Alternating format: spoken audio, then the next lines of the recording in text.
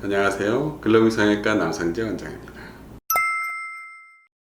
저는 글로비 성형외과에서 리프팅과 가슴 성형, 체형 성형을 주로 담당을 하고 있습니다. 저희 글로비 성형외과만의 특별한 장점인 줄기세포 성형센터가 있어서 저희 전문 인력이 지방세포로부터 줄기세포를 추출해서 환자들한테 시술을 하고 있습니다. 특별히 아름다운 얼굴과 완벽한 바디라인을 꿈꾸는 일본 고객들을 위해서 최선을 다해서 완벽한 시술을 할 것을 약속드립니다. 네, 우리 몸에서 이제 몸매를 아름답게 만드는 그런 관점에서 보았을 때 불필요한 지방, 그 다음에 남는 지방을 뽑아서 그거를 가슴에다 넣어주는 겁니다. 일거양득의 효과가 있습니다. 몸매도 이뻐지고 가슴도 이뻐지고 이런 효과가 있는 것이고, 그 중에서 뽑은 지방의 일부를 줄기세포를 추출을 해서 이식되는 지방과 같이 섞었을 때 생존율은 더 높아지게 됩니다. 이러한 방법으로 하는 것이 줄기세포 가슴 지방 이식입니다. 저희 글로비 성형외과에서는 줄기세포 센터가 있기 때문에 이제 전문 인력이 줄기세포를 추출하고 그 다음에 높은 수율로 지방에서 줄기세포를 추출하고 있습니다. 그거를 다시 환자들에게 이식되어지는 지방에 섞어서 넣어 주었을 때 거기서 젊은 세포가 더 살아나고 세포의 밀도도 더 높아져서 지방 이식의 효과가 더 좋아지는 것입니다. 가슴 보형물도 사람이 만드는 거기 때문에 물론 터질 수가 있습니다. 실제로 데이터 나온 것도 미국의 유명한 멘톤 엘러간 같은 물방울 보형물도 6년 데이터가 2%에서 한 5%까지 터진다고 되어 있고요. 방사선 치료를 해야 되는 이제 재건을 하는 가슴 유방암 환자 같은 경우에도 보형물 파열률이 한 15%까지도 나와 있습니다. 그렇지만 다행스럽게도 최근에 한국에서 개발된 이제 벨라젤 같은 보형물이 현재 4년, 한 6년 데이터까지도 파열률이 지금 0%로 나와 있습니다. 이것이 되게 고무적인 일이고, 그리고 또 말하자면 커다란 트럭이 지나가도 보형물이 터지지 않는 그런 실험 결과도 있습니다. 그렇지만 그 터질 확률이 뭐 있기는 있는 거고, 터진다고 해서 사실은 큰 문제가 되는 것은 아니지만 터진 것을 인지하였을 때는 보형물을 바꿔주는 것이 좋습니다. 오랜 기간 지나면 가슴 모양이 뒤틀어지거나 그 다음에 그 캡슐 안에 아니라 그 바깥으로 조금 스며들 수가 있기 때문에 인지한 상태에서는 바꿔주거나 빼버리는 것이 좋습니다. 의학적으로 봤을 때 미성년자라고 해서 보형물이 들어가는 것 자체가 위험하거나 환자한테 해를 입히는 것은 없습니다. 그렇지만 그 미적인 관점에서 봤을 때 가슴 성형이 가슴 크기가 가슴 성장이 완전히 멈춘 후에 하는 것이 옳다고 봅니다. 가슴 수술한 다음에 모양이 변하면 안 되기 때문에 완전히 멈춘 후 대개는 만 18cm 성인이 된 정도를 얘기하는데 개인차가 있기 때문에 일단 가슴 성장이 멈췄다 라고 생각되는 순간 이후에 하는 것이 권장할 만합니다.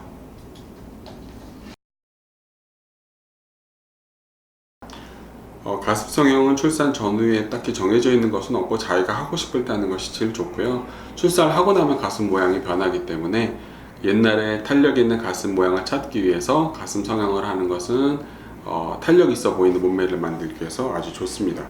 그래서 가슴 성형은 임신, 출산, 수유랑은 큰 상관이 없습니다. 이렇게 기본적으로 보형물이라는 것이 근육 밑에 들어가기 때문에 큰 상관은 없지만 가슴에 스트레스가 되기 때문에 가슴 성형을 하면 6개월 정도 간격은 두고, 혹시 수유를 하는 경우에는 수유가 다 끝난 다음에 더 이상 유집이 나오지 않는 것을 확인하고, 일반적으로 수유가 끝나는 3개월 이상 간격을 두고 가슴 성형을 하는 것을 권하고 있습니다.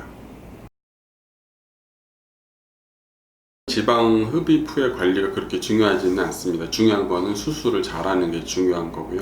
수술이 잘하면 사실은 관리가 그렇게 중요하진 않는데, 그렇지만 수술이 완벽하게 되었다고 가정했을 때 환자에게 조금이라도 도움이 될 수 있기 위해서 저희는 이제 절개선도 최선도를 하고 겉에 실밥이 보이지 않게 속에서만 꼬매고, 수술 후에 빠른 회복을 위해서 초음파 관리라든지 압박복을 입는다든지 그 다음에 레이저 치료라든지 여러 가지 치료를 해드리고 있습니다.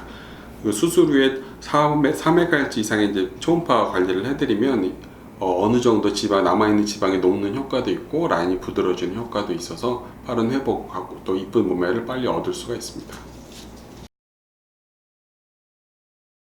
지방 흡입을 하고 나면은 사실은 통증이 별로 없습니다. 지방 흡입 수술 시에 넣어놓은 그 투메슨트라는 마취약과 지혈제가 섞여 있는 그 용액의 영향으로 수술 당시 수술한 날에는 별로 아프지가 않고, 그 다음날 아침 되면 조금 아플 수가 있습니다. 그 다음날 아침이나 하루 이틀 정도는 아플 수가 있고, 그 이후에는 그렇게 통증이 심하지는 않고 건드렸을 때 아픈 정도는 한 일주일 정도 있을 수가 있습니다. 그래서 중요한 거는 지방 흡입을 할 때 정확한 층에서 딱 우리가 뽑아야 할 지방만 건드려서 뽑게 되면은 통증은 사실은 별로 생기지가 않고요. 불필요하게 필요 없는 조직을 많이 건드렸을 때 통증이 있는 경우가 많습니다. 그래서 저희 병원은 실제로 통증이 많지 않은 편인데, 간혹 뽑는 양이 너무 많거나 아니면 멍이 심하게 든 환자 같은 경우에는 통증이 좀 있을 수도 있습니다. 줄기세포 지방이식은 일반 지방이식에 비해서 생존율이 높다는 장점이 있고요. 그리고 특별히 그러니까 줄기세포만 일반 지방이식을 했을 때 잘 살지 않는 얇은 부위들이 있습니다. 뭐 관자놀이라든지 이마라든지 아니 뭐 코나 뭐 이렇게 팔자라든지 그런 잘 살지 않을 것 같은 부위에 줄기세포를 같이 이식했을 때 생존율을 좀 더 올리는 효과가 있을 수 있습니다. 지방 이식을 했을 때 유지 기간은 사실은 평생 갑니다. 그러니까 다른 부위에서 가슴으로 이사를 가는 거기 때문에 이사를 가서 그 자리에 자리를 잡고 평생 가는데, 10개가 이사를 가면은 그 중에서 한 3개나 5개나 이제 몇 개는 죽고 나머지 남아있는 5개가 평생 자기 살로 돼서 유지가 되는 겁니다. 그런데 자기 몸이 좀 컨디션에 따라서 체중이 좀 는다든지 하면 이식된 지방도 더 커져서 결과가 좀 더 좋고요. 말리면은 같이 빠지고 왔다 갔다 합니다. 환자가 할 수 있는 거는 이제 2가지가 있는데, 지방 이식을 하고 나서 그 지방의 혈관이 자라는데 한 나흘 정도 걸려요. 그 나흘 동안은 어느 정도 혈관이 자라려고 그러는데 누르거나 마사지하거나 이러면 혈관이 다시 끊어질 테니까 지방이 못 자랄 거거든. 그래서 나흘 안에는 넉넉하게 일주일 정도는 좀 터치를 좀 안에 압력이 안 가게 하는 게 중요하고, 또 한 가지는 얘네가 이식된 지방이니까 되게 불쌍하단 말이지. 그래서 얘네를 잘 살려야 돼서, 그래서 잘 먹어야 돼요. 그래서 되게 이제 우리가 콜라겐 합성할 때 중요한 게 비타민 C거든요. 그러니까 비타민 C가 많이 들어있는 야채나 과일 같은 거 잘 먹고, 그 다음에 단백질 잘 합성하고 만들어야 되니까 고기 같은 것도 잘 먹고. 그래서 환자들한테 되게 3주 정도는 그냥 다이어트 신경 쓰지 말고 잘 먹으라고 하고, 그 다음에 어느 정도 안정이 되면 그 다음에 다이어트를 좀 하든지 그렇게 하시라고 그래요.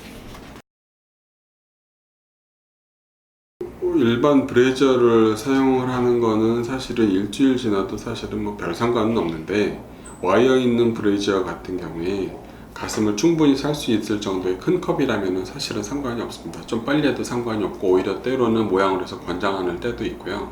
근데 일반적으로 한 달 정도 될 때까지는 큰 붓기가 어느 정도 있지 않을까. 그래서 붓기 때문에 생기는 눌린 자국 같은 게 있으면 안 되니까 한 달 정도는 저희가 병원에서 제공해드리는 보정 브레이저를 하든지, 아니면은 그 유누각이 특별히 정해져 있지 않은 스포츠 브라라든지 이런 걸 하라고 권하고 있습니다. 한 달 이후에는 어느 정도 자리를 잡기 때문에 사실은 아무 브레이저 해도 큰 상관 없습니다.